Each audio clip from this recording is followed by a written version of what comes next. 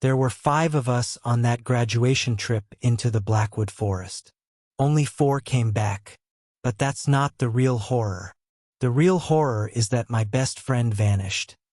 And I'm the only one who remembers he was ever there at all. They tell me I'm sick, that my mind just fractured under some kind of stress and invented him. The phantom friend to help me cope. But I know what I saw. I know who I saw. I can still hear his laugh if I close my eyes.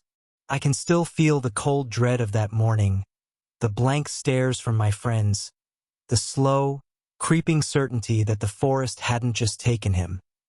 It had erased him. And I'm terrified that one day, it'll come back to erase him from my mind, too. This is the story of that trip. This is the story of Liam. It feels like a lifetime ago. That sunny, giddy week after we threw our graduation caps in the air. We felt like gods, standing on the edge of the rest of our lives, immortal in that brief way only 22-year-olds can be. The future wasn't some terrifying void. It was a promise, an unopened map filled with endless roads. And for the 5 of us, it was a map we were going to write together. There was me, Alex, the planner. I was always the one who packed extra batteries and a first aid kit. There was Maya, sketchbook in hand, who saw the world in charcoal and watercolor. She was the heart of our group, the mediator of our stupid fights, the one who just knew when you needed a hug. Then you had Ben and Chloe, a package deal since sophomore year. Ben was our resident cynic, always ready with a smirk and a scientific explanation for everything. Chloe was his perfect opposite, bubbly, optimistic, and the splash of color his black and white world needed. And then there was Liam. Liam wasn't just a friend. He was the other half of my story. We met on the first day of kindergarten, 2 scared kids who bonded over a shared love of dinosaurs and a deep-seated hatred of nap time. He was the brother I never had, the chaos to my order, the impulse to my caution. My life is built on a bedrock of memories of us. That shoddy treehouse we built that collapsed the second we both climbed in. The summer we worked at the same miserable fast food joint, communicating in our own secret language of eye rolls and coughs. The night he just sat with me on the phone for hours after my first real heartbreak. He was woven into the fabric of who I am. So, when he was the one to suggest the graduation trip, it was a done deal. "I'm not talking about some tourist trap beach," he announced, spreading a worn paper map across the sticky table of our favorite campus coffee shop. We all leaned in. "I'm talking about a real adventure. One last hurrah before we all get scattered by real life." His finger landed on a dark green splotch deep in the northern part of the state. "The Blackwood Forest," he said, his voice full of a special kind of theatrical reverence. "National Park. Miles of untouched wilderness." Ben squinted at the map. "Never heard of it. Why there?"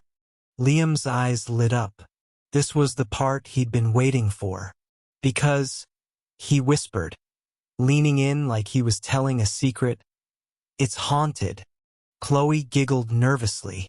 "By what? Bears?" "Worse," Liam grinned. "Stories. They call it the Forest of Lost Echoes. People go in and they don't come out. And the legends are weird. It's not just about getting lost." He'd found some obscure online forum where park rangers and locals traded hushed warnings. They talked about a strange phenomenon in the Blackwood, something old.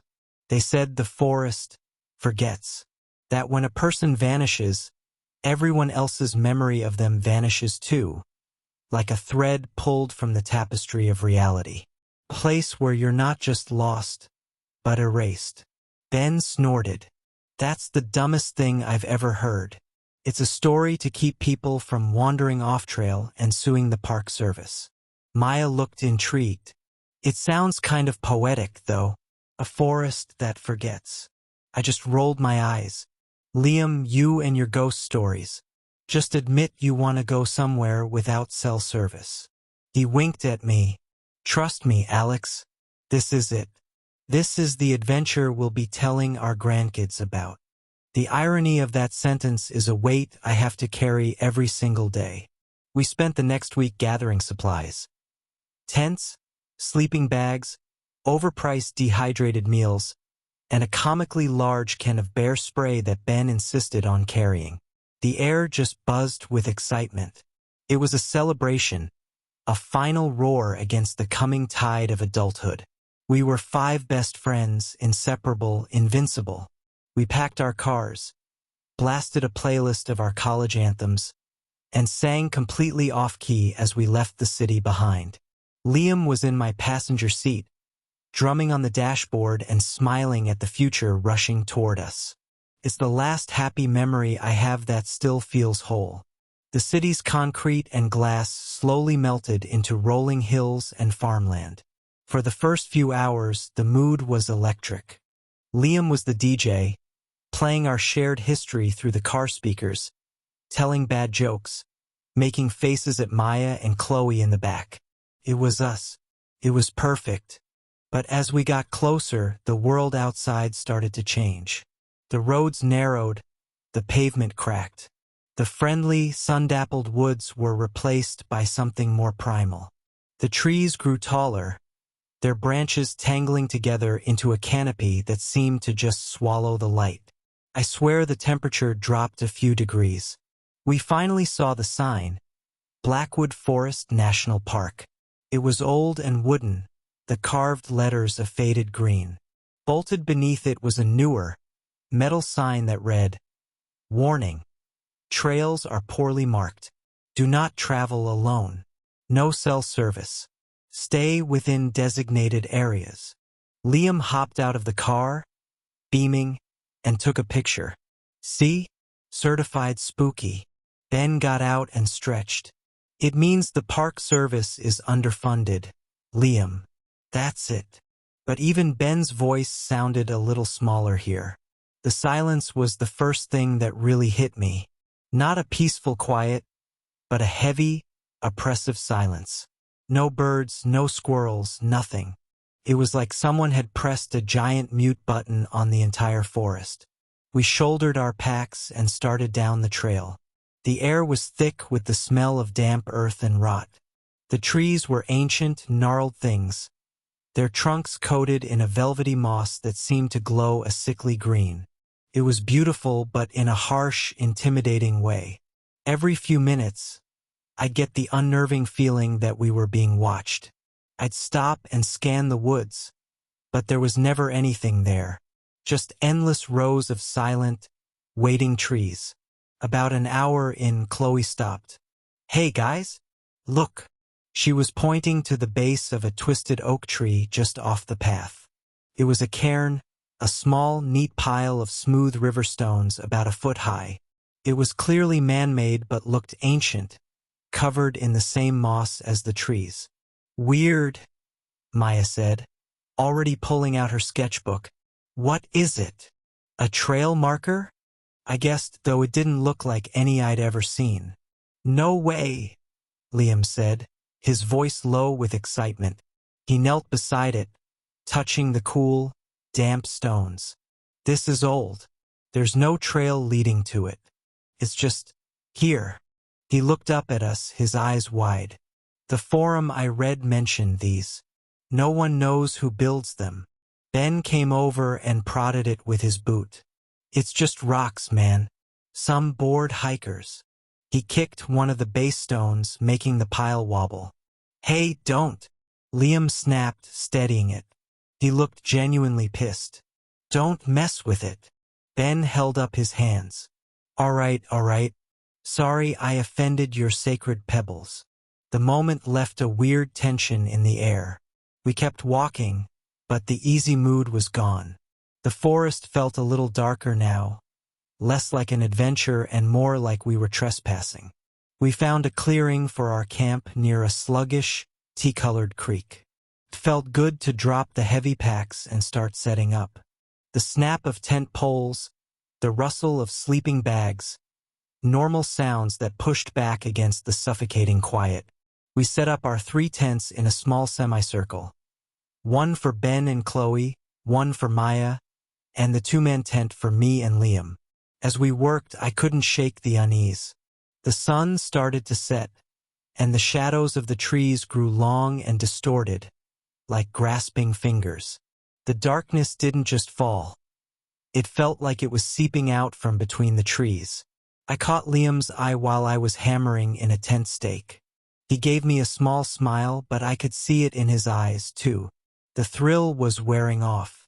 He was starting to feel what I felt, that we weren't just in the wilderness. We were in a place that didn't want us here. As dusk bled into night, we gathered around a crackling campfire.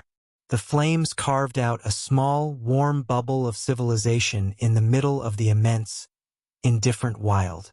For a little while, things felt normal again. We broke out the hot dogs and marshmallows. Ben tried to explain the Maillard reaction as Chloe's marshmallow burst into flames, and we all told him to shut up.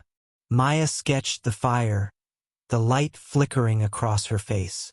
Liam and I fell into our years-long debate about which movie had the best plot twist. The firelight danced across his face. I remember thinking, right in that moment, how lucky I was to have these people, to have him. Later, when the fire had died down to glowing embers, Liam brought up the legends again. "You guys feel it, right?" he said, his voice a low murmur. "The quiet. It's not natural. It's called a lack of noise pollution, Liam," Ben said, poking the embers with a stick. "No, it's more than that," Liam insisted. "It's like the sound is being absorbed." The forum said some people think the forest is a place between places, that it exists on a different frequency. When it takes someone, it doesn't just disappear them.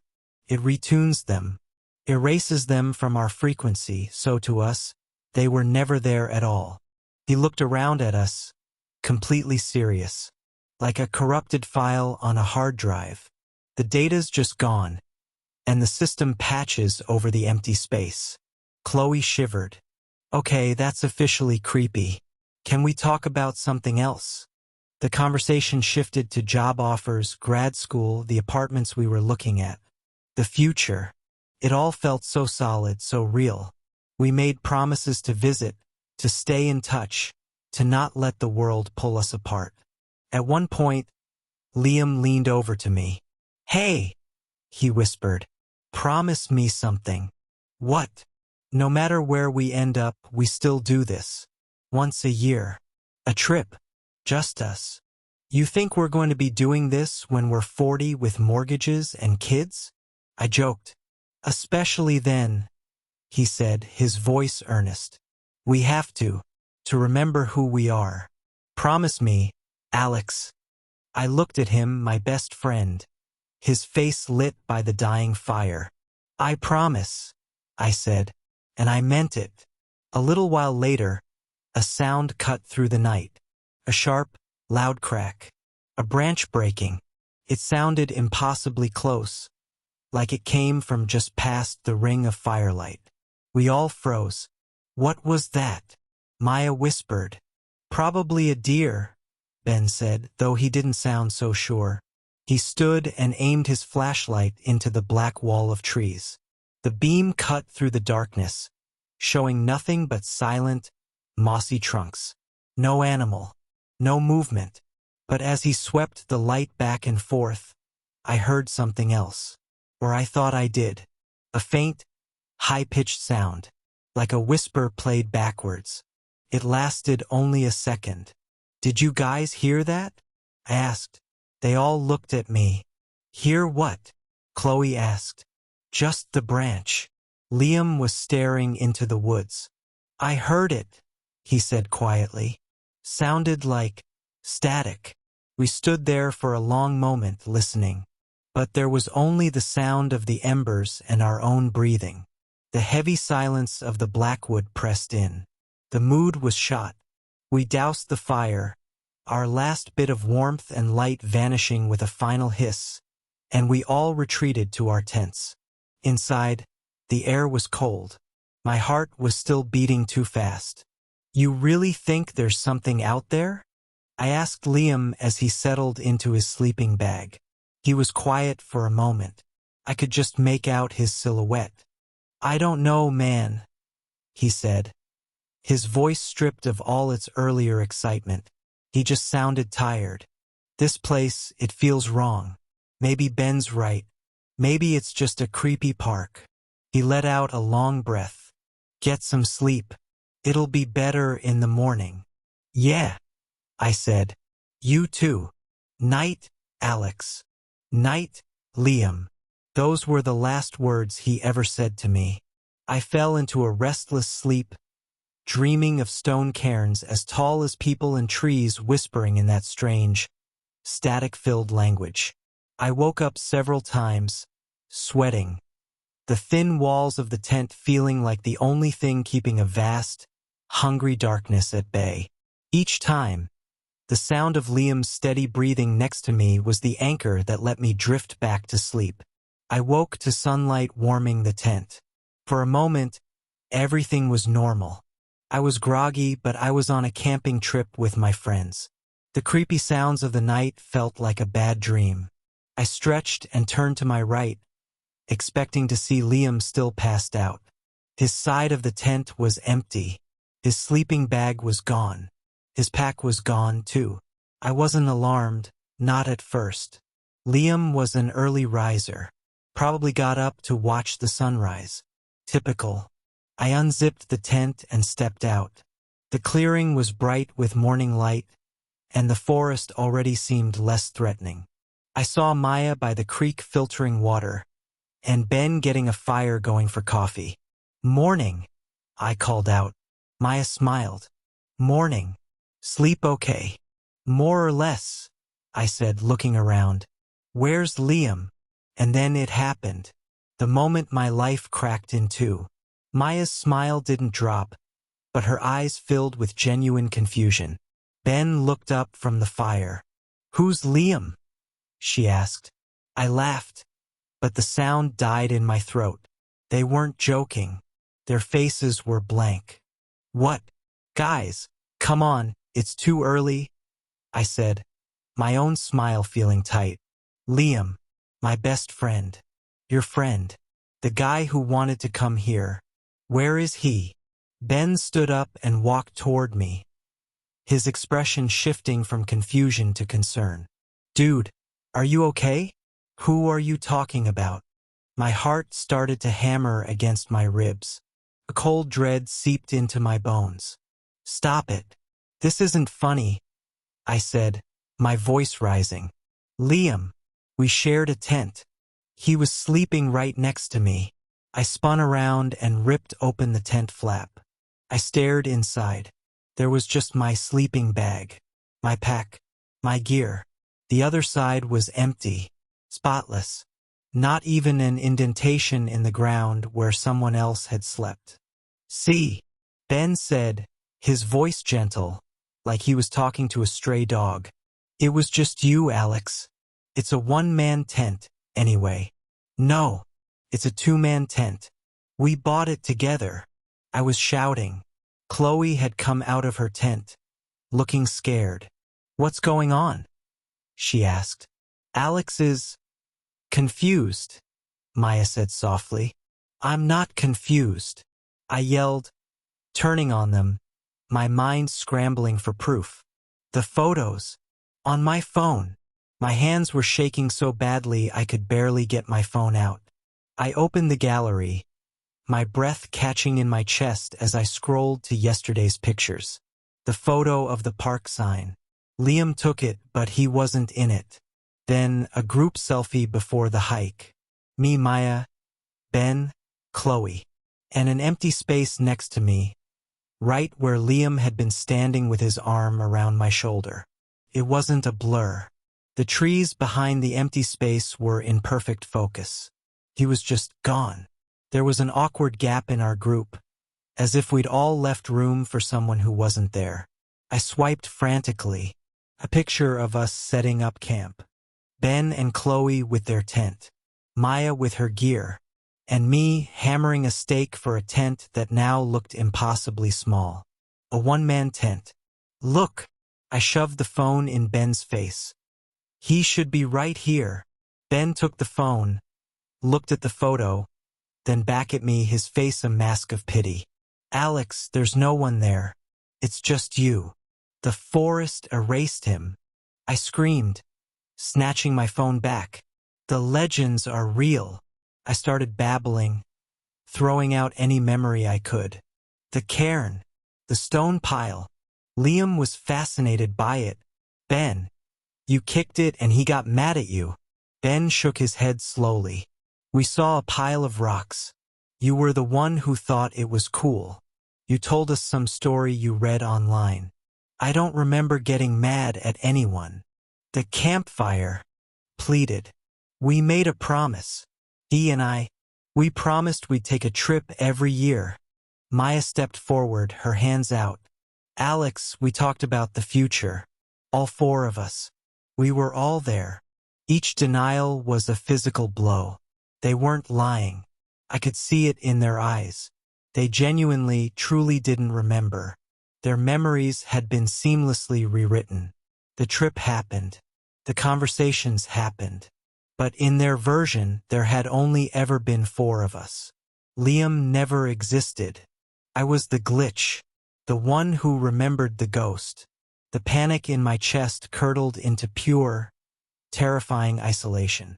I looked at the faces of my best friends and saw strangers. They looked back at me with fear and concern, as if I were a stranger to them, too. Ben's face hardened. Okay, that's enough. You must have hit your head or something. We're packing up. We're leaving. Now. He wasn't being cruel, he was scared. He was trying to force logic onto something that made no sense. To him, the simplest explanation was that I had lost my mind. It was so much more plausible than the truth. The truth that a forest had eaten my best friend and then wiped its mouth clean. The hike back was a silent, agonizing ordeal. The forest now felt actively malevolent. Every rustle of leaves, every shadow, seemed to be mocking me. The quiet was no longer just an absence of sound. It was the sound of a void where a person used to be. My friends, the people who used to be my friends, walked a few feet ahead, casting nervous glances back at me. They weren't walking with me. They were escorting me. I wasn't Alex, their friend. I was a problem to be delivered back to civilization. The second we got a single bar of service, Ben called my parents. I could hear his worried, hushed voice. Something happened. He's not making sense. Talking about someone who was never here. A psychotic break, maybe? The drive home was worse. I just sat in the back and stared out the window, a wall of suffocating silence between us. I didn't try to convince them anymore. I didn't have the energy. I just replayed every moment of the trip, every word from Liam, clutching the memories like they were the only real things I had left. Was I going crazy? The thought was an insidious whisper. It had to be more likely than the alternative. But the memories were so clear. His laugh, the stupid way he wore his hat, the promise we made. They had to be real. When we got back, my world fell apart. My parents were waiting, their faces sick with worry. Ben and Maya gave them the gentle version. Alex had a difficult episode. He believes a fifth person was on the trip. He needs help.